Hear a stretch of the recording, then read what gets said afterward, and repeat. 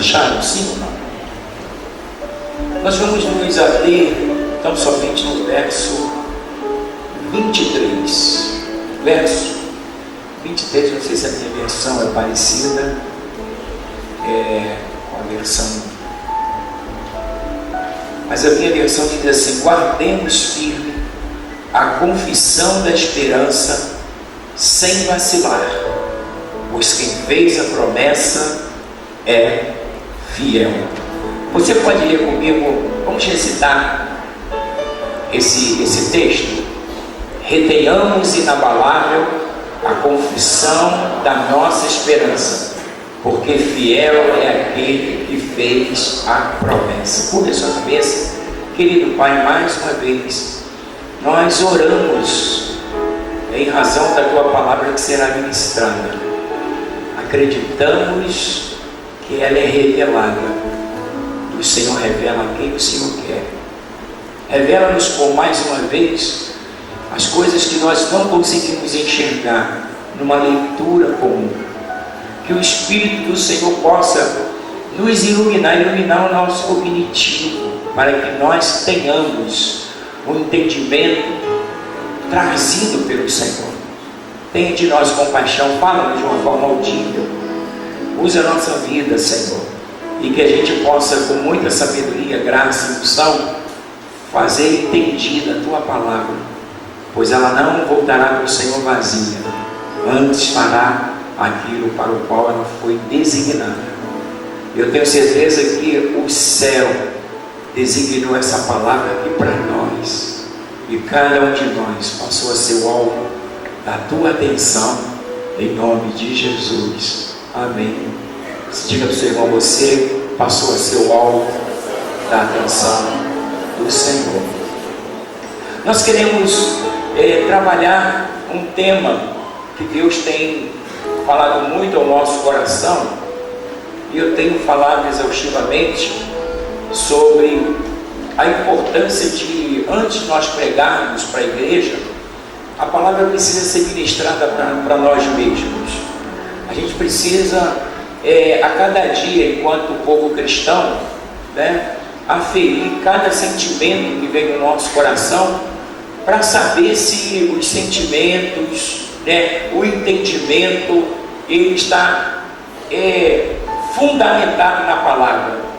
Pois a nossa vida cristã, ela precisa estar fundamentada na palavra de Deus. E Deus é o mais interessado em nos falar. Nós acreditamos que quando Deus nos reúne, Ele nos reúne com um propósito. Às vezes a gente pensa assim: não, eu fui à igreja porque eu quis. É diferente, você veio à igreja porque Deus te trouxe. Vocês estão aí? Amém? Quantas vezes a gente é levado a esse entendimento? Não, eu marquei e me comprometi de ir no domingo, e estive lá, e eu fui voluntariamente. Não, Deus marcou contigo esse encontro. Assim como aconteceu no depoimento da nossa irmã Lucinda. Olha só, a vida dela estava por um filho. Deus lhe restituiu a vida e devolveu a sua vida para o seio da família e para o seio da igreja. Deus tem o controle de todas as coisas.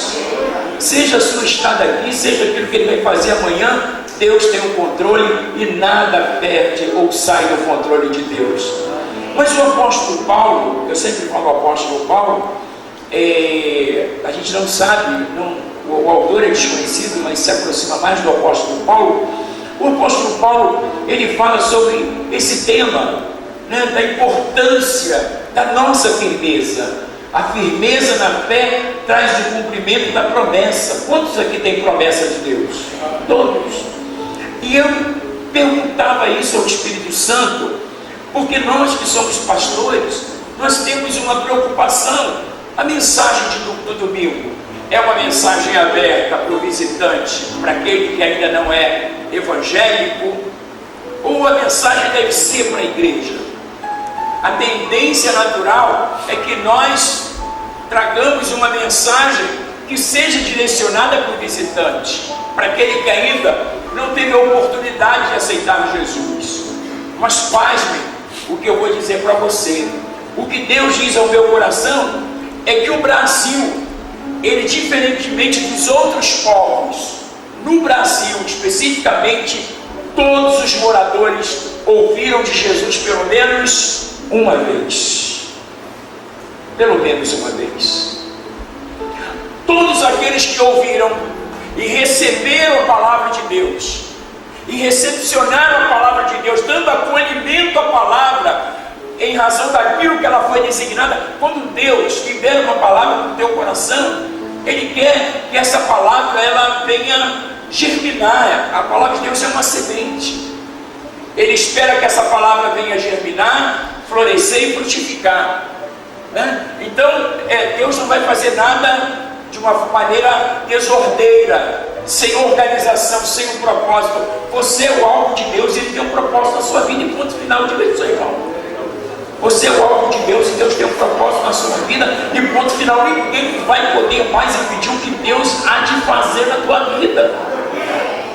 A gente precisa acreditar nisso. É diferente se nós fôssemos hoje à noite pregar num país muçulmano, ou num país budista, onde pouco se ouve falar de Jesus. Mas o Brasil é considerado quase que uma nação evangelizada, em razão das pessoas terem ouvido falar de Jesus muitas vezes. A grande maioria tem acolhido a palavra, né? E tem retido essa palavra tem levado à conversão, ao batismo, e essas pessoas têm permanecido servindo ao Senhor.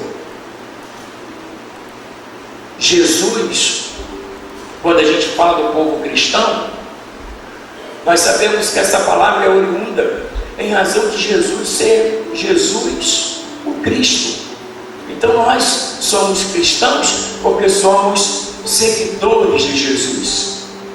Mas havia algo além. Jesus, ele veio trazer além do cristianismo. Ele veio nos revelar um relacionamento que nós podemos ter com Deus de paternidade. Em todo o tempo, Jesus falava do Pai, Jesus fazia menção desse relacionamento com o Pai, e a grande verdade é o que permaneceu foi que nós, por sermos seguidores de Jesus, nós somos cristãos. Sim, não está errado, mas Jesus não quer que nós paremos por aí, não. Jesus quer que nós venhamos a estreitar o relacionamento, esse relacionamento de paternidade, de filiação, para que a gente possa viver esse tema, a firmeza na fé. Olha o que Paulo diz para a nossa memorização. Eu quero ratificar lendo por mais uma vez. Guardemos firme a confissão da esperança. Se nós temos esperança, a gente tem esperança em alguma coisa ou em alguém. E se nós temos esperança, é em razão de uma promessa. E a questão é: quem nos fez a promessa? Aquele que fez a promessa, ele é poderoso para cumpri-la. Deus é poderoso para cumprir a sua promessa. E algumas vezes a gente vê a ausência de cumprimento ou descumprimento em razão da não permanência, da não firmeza. Por que a firmeza na fé? Porque a fé por si só ela é firme. Hebreus capítulo 11, verso 1 diz que a fé é o firme fundamento. A fé é um alicerce que nos faz edificar uma vida em Deus até que ela chegue no céu. A fé quer que você seja um edifício em construção até te levar para o céu, porque todos nós que cremos no Senhor e o aceitamos, vamos morar no céu. Querendo os homens ou não, diabo ou não, nós vamos morar no céu.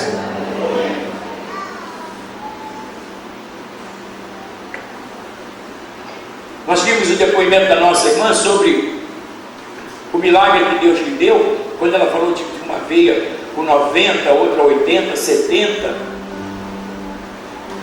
Ou seja, de probabilidade, ou seja, de comprometimento. Essas artérias estavam comprometidas. Ou seja, ela de fato passou pelo vale da sombra da morte. Mas o que diz o salmista? Ainda que eu andasse pelo vale da sombra da morte, não temeria mal algum. Por quê? A nossa firmeza, a nossa convicção, ela está fincada onde? Na fé. Nós cremos que Deus nos fez uma promessa e Ele não vai descansar. Porque antes de nós pregarmos, a gente questiona muito, a gente faz muitas perguntas ao Espírito Santo. Com qual intuito? De buscar saber a palavra que Deus quer nos falar. É muito comum, nós somos um grupo, heterogêneo, pessoas diferentes, com necessidades diferentes, com maneiras de pensar diferentes, de absorver uma palavra diferente. Então, dentro dessas diferenças que nós somos, uma mensagem que possa atingir cada um de nós, independentemente das nossas necessidades serem várias, não poucas. E a gente pergunta a Deus: o que o Senhor quer falar à igreja? A gente de repente vai ter pessoas aqui que não precisam de um milagre. Ei, pastor, que é isso? Você acha que no século XXI, do jeito que está o Brasil, tem gente aqui que não precisa de milagre? De repente tem gente aqui que veio buscar outras coisas.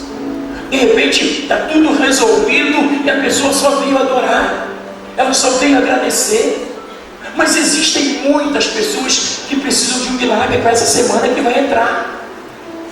Como direcionar uma palavra única que ela possa abranger, atingir cada pessoa? E o Isaías 55:11 eu queria falar também, que vai ser mais uma vertente que nós vamos discorrer sobre ela. Isaías: assim será a palavra que sair da minha boca. Recite comigo: assim será a palavra que sair da minha boca. Ela não voltará para mim vazia, antes fará o que me apraz e prosperará naquilo para que a enviei. Aleluia! Independentemente nós sermos um grupo heterogêneo, Deus conhece cada necessidade e a palavra dele tem o poder de sanar, resolver, solucionar cada problema, tão somente com uma mensagem única, porque Ele é Deus.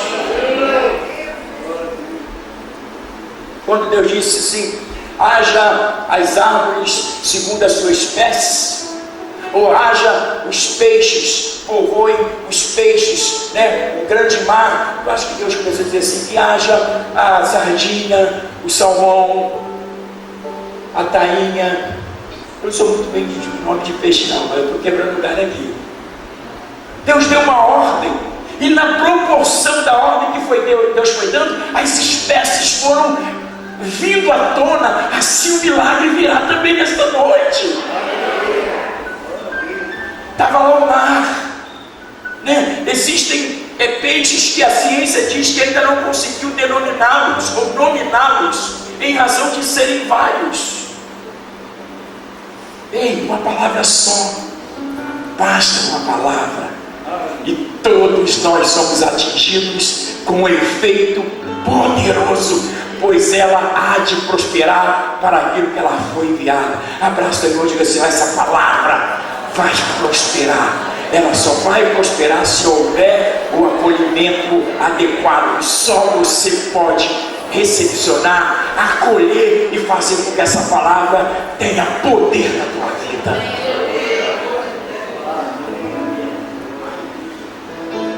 Eu dizia sobre os cristãos. Se Deus diz que o Brasil, pelo menos todos nós, mesmo aqueles que não são cristãos ainda, crentes ainda, evangélicos ainda, a gente tem aí um pressuposto que, uma vez que você ouviu pelo menos uma vez, Deus te vê não mais como uma pessoa inocente, desconhecida da sua vontade. Se você pelo menos ouviu uma vez só, essa mensagem pode abranger cada um de nós, porque cada um que já ouviu pelo menos uma vez, ela poderá, porque a Bíblia diz que a fé vem pelo ouvir e ouvir a palavra de Deus. O que está acontecendo nesse exato momento que você e eu não conseguimos enxergar o olho nu, mas que está acontecendo? Essa palavra está vindo e o teu coração começa a arder. O Espírito Santo começa a comunicar no teu coração que Ele te trouxe para uma noite especial, algo específico que Ele quer fazer, ainda que você não precise de um milagre, mas Deus sabe que você precisa de alguma coisa. Todos nós somos totalmente dependentes e a gente precisa de alguma coisa. Amém? Você poderá, como a irmã Lucinda, poderia estar nesta noite aqui precisando, seja para você, seja para um ente querido, precisando de uma intervenção de Deus, num procedimento cirúrgico, num financeiro. A gente, quando começa a falar sobre essas coisas, eu fico preocupado enquanto pastor. Por quê? Porque nós conhecemos as necessidades dos brasileiros. Se eu falar de finanças em âmbito geral, todo mundo vai me aplaudir, porque essa é uma necessidade que todos nós estamos precisando que Deus provisione todos os dias. Eu não queria pregar o que você quer ouvir. Eu quero pregar o que Deus quer falar a você. Isso é o mais importante. Falar, ouvir o que Deus quer nos falar, é a coisa mais importante. E Paulo ele está dizendo exatamente sobre essas coisas. Guardemos firme a confissão da esperança. E ele usa um termo, e ele diz assim, sem vacilar. Diga para o seu irmão, sem vacilar. E eu pensava sobre esse termo, vacilar. Paulo usou esse termo, sem vacilar, há 2000 anos atrás, mas isso se tornou uma coisa tão corriqueira. E hoje, quando um colega brinca com o outro deixou a desejar, o que ele diz para o colega? Seu? Uau, todo mundo sabe a ponta da língua. Seu vacilão, deixou a desejar. Mas o apóstolo Paulo usou essa expressão há 2000 anos atrás. Ele diz assim, sem vacilar em razão do pecado, sem vacilar em razão da identidade que nós levamos, sem vacilar em razão daquilo que nós somos e daquilo que nós somos chamados de cristãos. É o mínimo que o mundo pode nos chamar, seria de cristãos, mas Jesus tem nos ensinado além disso. Não seria melhor se nós entrássemos num supermercado, na padaria, e as pessoas dissessem, como disse a sunamita acerca de Elias? Ela disse para o seu marido, olha, eu vejo que todo dia esse homem passa e ele não tem aonde ficar hospedado. Nós temos espaço, poderíamos construir um quarto, porque eu vejo que ele é um homem de Deus. O marido dela concordou e disse, tudo bem, vamos construir. Fizeram lá um quarto, e todas as vezes que Elias, o profeta Elias, ia naquela cidade, eles hospedavam, eles hospedavam Eliseu. Até que um dia aquela mulher, que não podia ter filhos, em razão do seu marido estar numa idade avançada, o profeta resolve perguntar a ela, o que eu poderia fazer por você? Eu poderia falar ao rei, porque o profeta, ele era íntimo do rei. Eu poderia falar ao general de exército, porque o profeta, ele tinha peso naquele tempo. Os homens eram vistos como homens de Deus. Ela disse, não, o que eu tenho, eu estou suprida. Deus tem me ajudado a viver no meio do seu povo. Ou seja, ela era uma pessoa bem sucedida financeiramente. A priori, ela não tinha nenhum problema. Dentro da sua maneira de enxergar a vida, ela não tinha necessidade de tempo, porque ela não podia ser mãe, ela tinha uma necessidade, mas quando ela olhava o seu marido, ela via a impossibilidade de ter um filho com ele em razão da sua idade avançada. Ela tinha uma necessidade, mas não sabia. Quem sabe hoje você está aqui e diz assim, não, e você tem uma necessidade que nem sabe que tem. Ou você tem um Deus que pode resolver aquilo que você já perdeu a esperança. Ela já tinha perdido a esperança. E o profeta disse, olha, eu tenho observado que ela não tem filho. E ele manda chamar a sunamita e diz assim, olha, daqui a 1 ano você vai colocar nos seus braços um bebezinho. Não, minta para mim. Eu já fiz tudo que era necessário. Eu já investi meu dinheiro com os médicos. Eu busquei todas as soluções no campo humano. Não tem mais jeito. Ele disse, daqui a 1 ano. E assim aconteceu. Diga para o seu irmão assim, abraça ele e diga assim, assim vai ser contigo nesta noite. Há uma palavra liberada do céu para a terra, endereçada em Itaipuaçu, no centro evangelístico. Deus está sondando a tua necessidade e Ele vai dar a última palavra. E a última palavra que Deus sempre dá é uma palavra de vitória.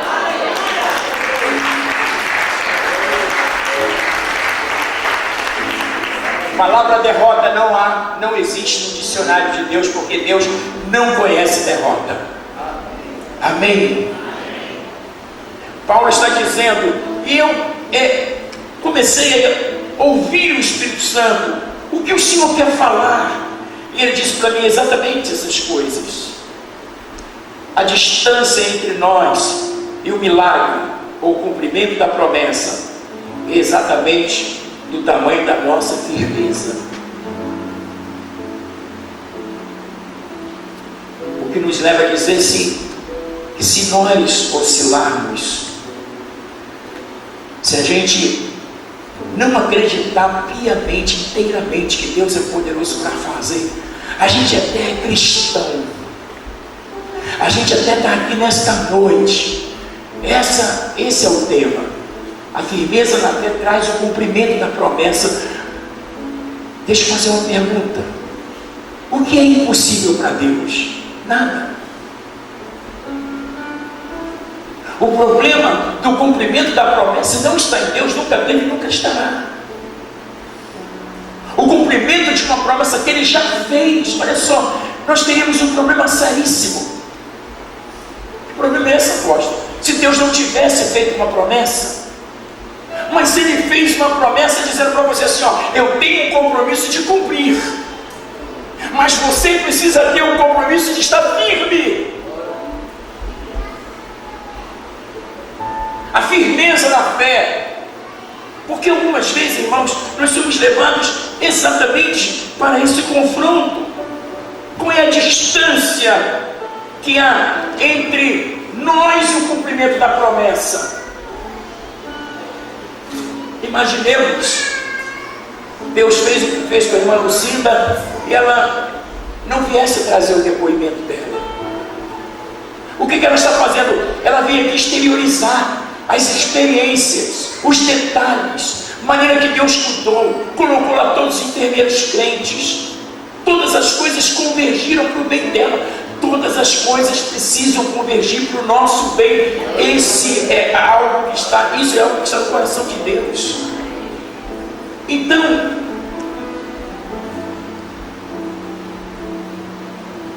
todos os homens são fiéis a uma pessoa ou alguma coisa, enquanto a firmeza exterioriza a fidelidade é o alicerce da firmeza. A gente tem aqui a firmeza e a fidelidade. Às vezes uma pessoa está firme, mas ela está firme ocasionalmente. A ocasião é favorável. É o que nós poderíamos falar sobre vida espiritual, que traz uma vertente da fé, da palavra e do cumprimento de Deus. Isso é vida espiritual. Então nós temos dois tipos de vida enquanto cristãos. Nós temos uma vida espiritual e nós temos uma vida real. É o dia a dia, é o nosso dia a dia. É o trabalho, é a casa, é a família, são os filhos, os netos, as coisas que a gente lida no campo material, no campo real, coisas que nós enxergamos. Agora, entendamos uma coisa. A gente tem visto que de um tempo para cá, o que está acontecendo no mundo é um ativismo. E se você procurar, buscar saber, né, qual é a visão do ativismo, né, eu procurei saber, porque a gente não pode ser um ativista. Os ativistas de plantão, o que eles fazem? Eles organizam uma ideia. Então, eles estão organizando uma ideologia, que essa ideologia tem uma finalidade de lhes trazer aquilo que é favorável em detrimento de outros. Eu poderia ir para o campo muçulmano. O cara se veste de homem-bomba, vai lá e se explode, morre todo mundo. Mas ele tem uma ideologia. Nós vemos alguns partidos no Brasil e no mundo. São pessoas que defendem uma ideologia que é o desejo da minoria, colocando em sacrifício a grande maioria. Essas coisas a gente tem visto desde a época de Jesus. E hoje, mais acirradamente, no século 21, nós estamos exatamente enfrentando essas coisas. É um ativismo desenfreado, e se a gente não cuida, a gente começa a ficar muito parecido.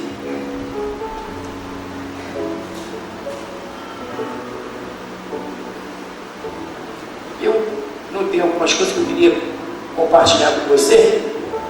Diz assim: ativismo usualmente pode ser entendido como militância, ação continuada com vistas a uma mudança social ou política. Até então tudo bem, né? Privilegiando a ação direta através de meios pacíficos ou violentos. Aí começa a estreitar, que inclui defesa, propagação, manifestação pública de ideias, até afronta a própria lei, chegando inclusive à prática de terrorismo. Está vendo como as coisas elas nascem de uma maneira sutil, né? Todos os homens que se envolveram com o terrorismo, eles são oriundos, são produto final de uma ideologia organizada com a finalidade de satisfazer alguém ou alguma causa.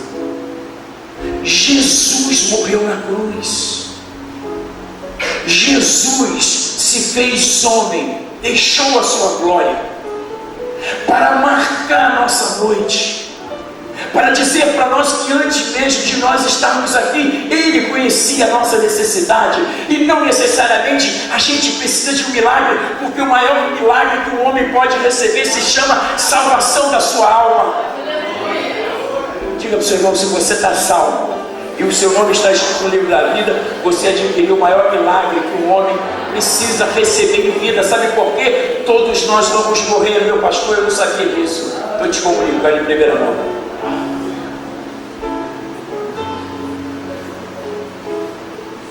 Jesus, fazendo menção a isso, Jesus traz uma parábola, que um certo homem disse: eu tenho armazenado trigo, mosto, cereal, eu sou uma pessoa benquista, eu tenho uma vida regalada com tudo de bom. E ele diz para a sua alma, olha o que ele diz à sua alma: alma, folga-te, alegra-te, porque tu tens tudo. E naquela mensagem Jesus disse que ele ouviu uma voz que lhe dizia: louco, hoje pedirão a tua alma, para quem tu és e para onde tu irás. Por mais que nós achemos que nós estamos totalmente providos, a gente vai descobrir em Deus que a gente está sempre precisando de mais alguma coisa. Queremos ser conhecidos, não somente na condição de cristãos, queremos ser conhecidos na condição de filhos de Deus. A gente ainda não está conseguindo vislumbrar ou exercitar isso, né? Nós temos uma igreja, uma denominação que, por uma questão de ética, eu não vou citar. Eu tinha um amigo que trabalhava comigo e eles começaram a pregar a predestinação, salvo uma vez, salvo para sempre. E todas as vezes que ele ia no refeitório, a gente estava tomando café, almoçando, e dizia assim: e abençoado? Eu falei: e aí, tudo bem, Giovanni? Só foi o nome do irmão, tá? Tudo bem, Giovanni? Vocês não conhecem ele morar no Rio. Ele dizia: não, as mensagens que eu ouço eu sou abençoado, eu sou abençoado. E eu concordava com ele naquela questão. E algumas vezes a nossa linha era assim: e aí, filho de Deus, como é que está? A gente precisa falar sobre essas coisas, porque isso é verdadeiro ou não? Somos filhos de Deus. Não, eu sou cristão. O que você é? Eu sou mais do que um cristão. Eu sou um filho de Deus. As pessoas nos chamam de cristãos, como aconteceu em Antioquia. Quando os primeiros discípulos começaram a chegar em Antioquia, alguém disse: chegaram até nós aqueles que andam transformando o mundo. São os cristãos, os seguidores de Jesus. Mas Jesus nunca pregou exatamente o cristianismo. Jesus pregou em todo o tempo a paternidade. Quem vê a mim, vê o Pai. E tudo que orares ao Pai em meu nome Ele concederá. Todo o ensinamento de Jesus foi em cima daquilo que você tem na terra e vai continuar tendo, porque Ele é eterno. Você tem um Pai, você não é órfão. Diga para o seu irmão, independentemente da tua necessidade, a mensagem é: você não é órfão, você tem um Pai, e você precisa de um relacionamento, você precisa estar firme na fé, porque a fé vai trazer o cumprimento da promessa. Ele já te prometeu.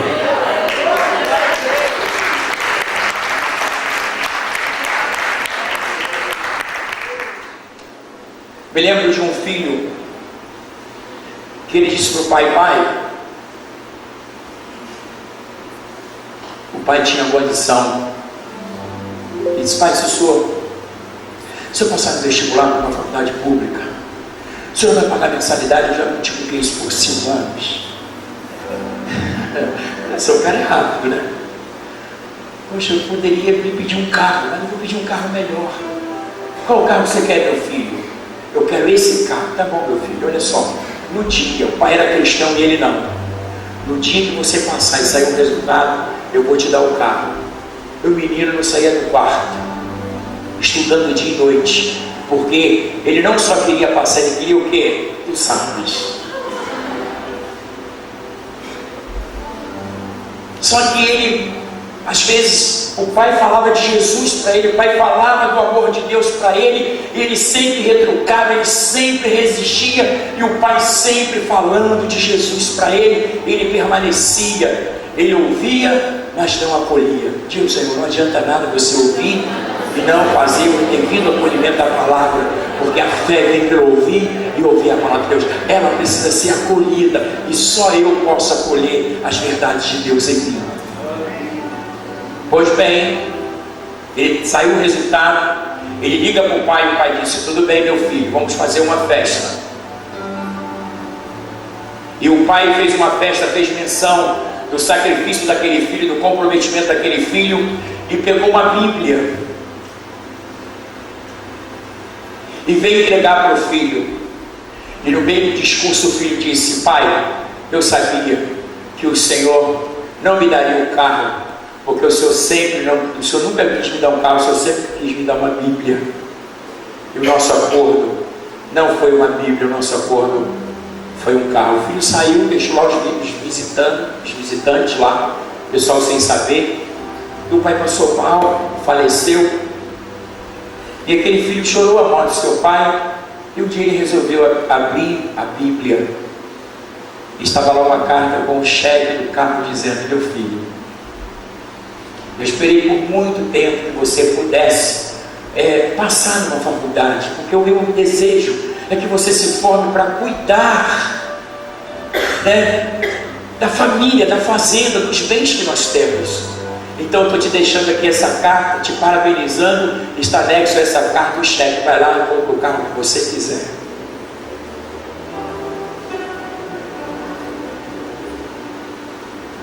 Às vezes nós vivemos algo quase que parecido,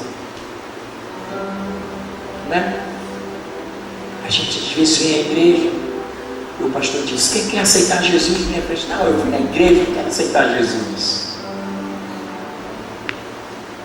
Às vezes a gente vem exatamente, a gente busca do pai o carro, mas a gente não quer do pai a palavra, porque aquele filho achava que o pai exatamente daria a ele o que o pai sempre quis dar. Mas o que estava ali dentro das páginas das Sagradas Escrituras? Não só uma carta, como um cheque. E algumas vezes Deus sempre vai procurar nos maravilhar.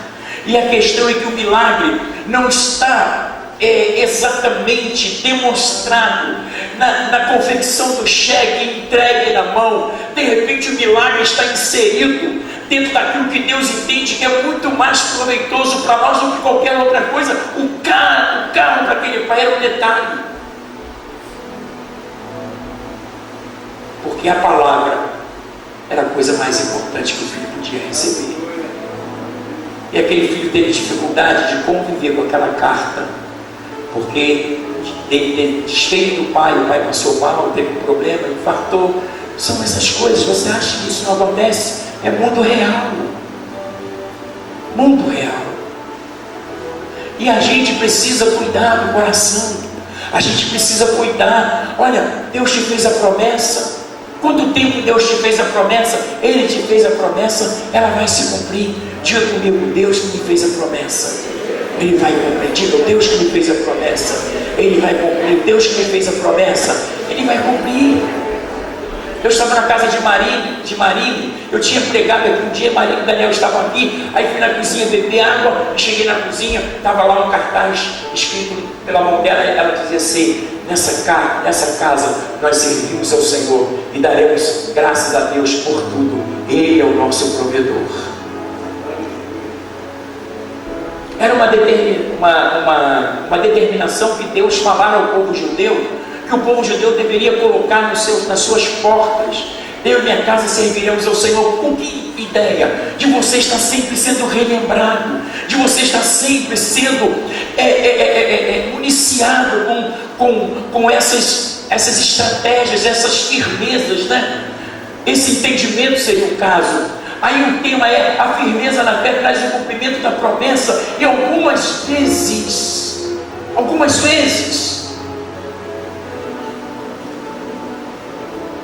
a gente, quando começa a ministrar, tem muita coisa que a gente tem ouvido ao longo da nossa vida cristã.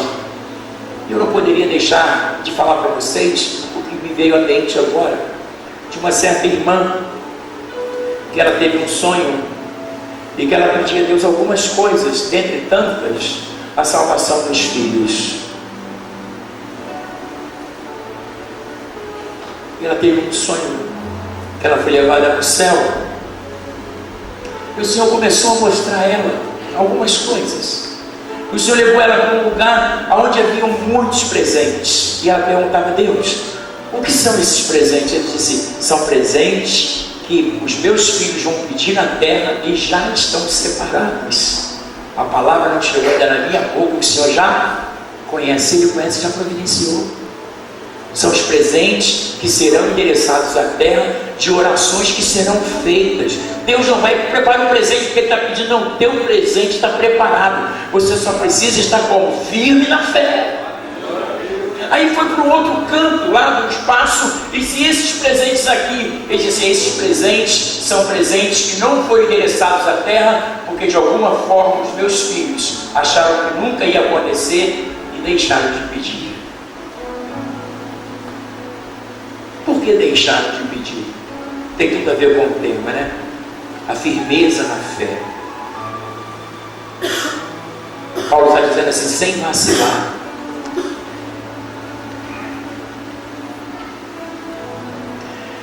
Vacilar, no dicionário, quer dizer oscilar por falta de firmeza, tremer, perder o vigor, a força, enfraquecer-se, afrouxar, ficar indeciso, hesitar.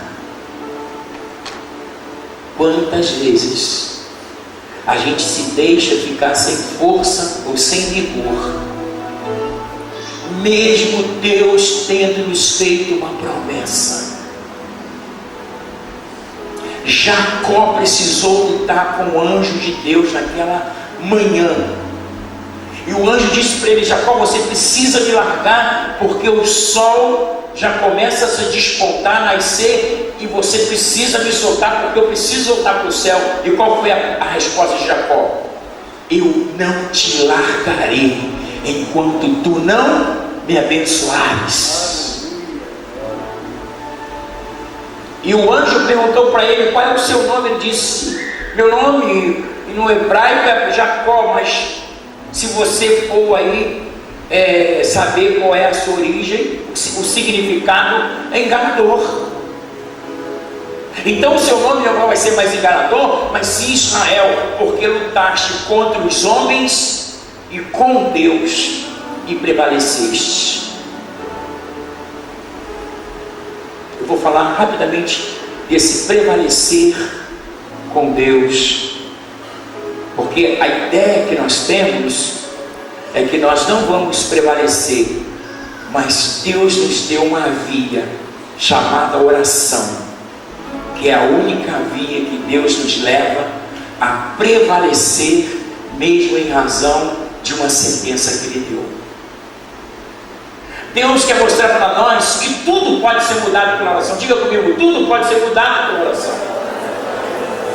Mas o rei Zedequias, ele ia morrer naquela noite, e o profeta levou uma mensagem, e a mensagem era curta e objetiva.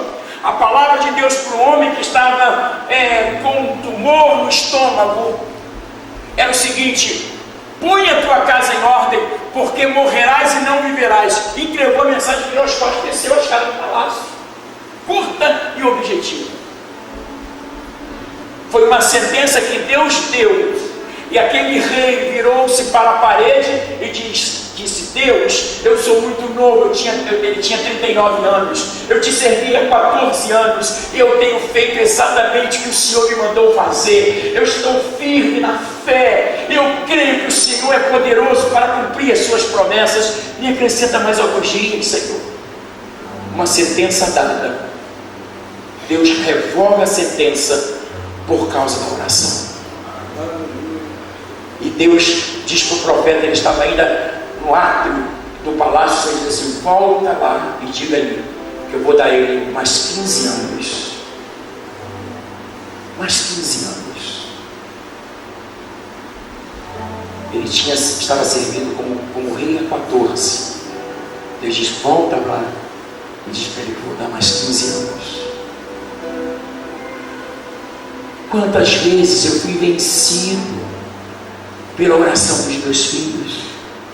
Eu disse: Mariana, não adianta, que eu não vou te dar isso, filha. Mas pai, fazia aquele carinho no cabelo. Meu pai, né, falava para mim, falava assim: a Mariana pega o pai pelo pescoço e traz. E depois que ela traz, ele não consegue mais sair.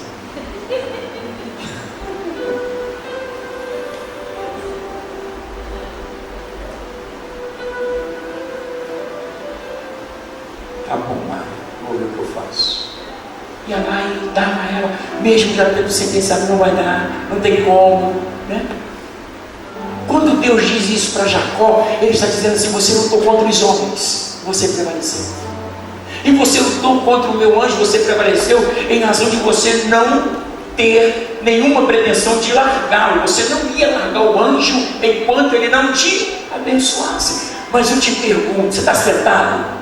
Quantas vezes você largou uma promessa porque você achou alguma coisa, achou muito difícil, ou porque estava tardando, ou porque as pessoas não cooperaram, porque te faltou fraqueza, ou te veio uma certa ausência de vigor, e isso, na palavra da gíria, você foi um vacilão.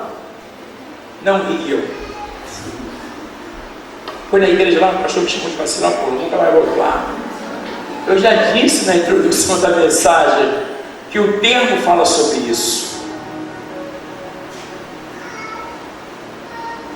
O apóstolo Paulo diz assim, sem vacilar: olha para os olhos do seu irmão e diz assim, sem vacilar, Deus vai cumprir. E a única coisa que Ele quer que você faça é não vacilar.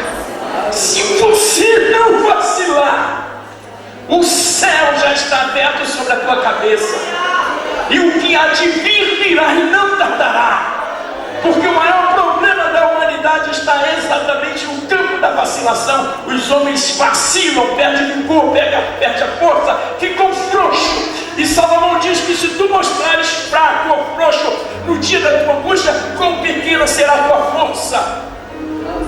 Não deixe o diabo te levar a fracassar, enfraquecer ou perder o vigor. No momento que você está se sentindo meio sem vigor, você precisa levantar sua mão e dizer ao mundo espiritual: eu sei quem tenho crido, também sei que é poderoso para fazer, além do que eu pense ou peça, infinitamente mais.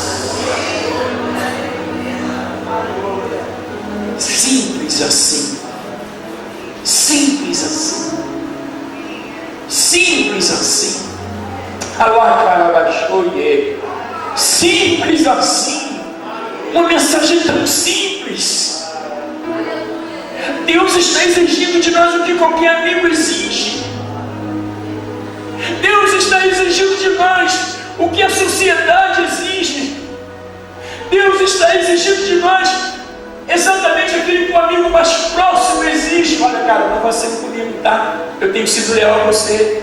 Ó, cara, não seja vacilão, não. Deus não vai falar contigo, ó, cara. Ele vai dizer assim: filho, não vacila, não perde a força, não perde o vigor, não perca a esperança. Seja firme e constante, sempre abundante na obra do Senhor, porque tudo que você fizer terá uma recompensa. Eu vou te abençoar com toda sorte de bênção, e tu verás que eu sou Deus na tua vida.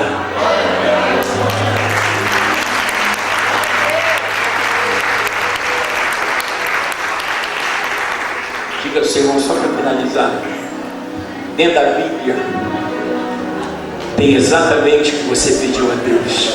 Está lá a carta, está lá o cheque. Amém? Vamos ficar de pé, a gente vai cantar e vai orar. Uma daquelas músicas que cantou na sexta, músicas tão bonitas aí, irmãos, que eu vou cantando no carro, mesmo que você conheça a letra. E quando eu me vejo compondo, usando aquela melodia, é uma bênção, eu Deus ali no carro. Isso, muito bem, isso aí. Muito bem, canta essa música. Vou chamar a bispa aqui. Ela vai fazer o ordeiro, vai chamar as pessoas na frente. Eu estou meio assim, meio com a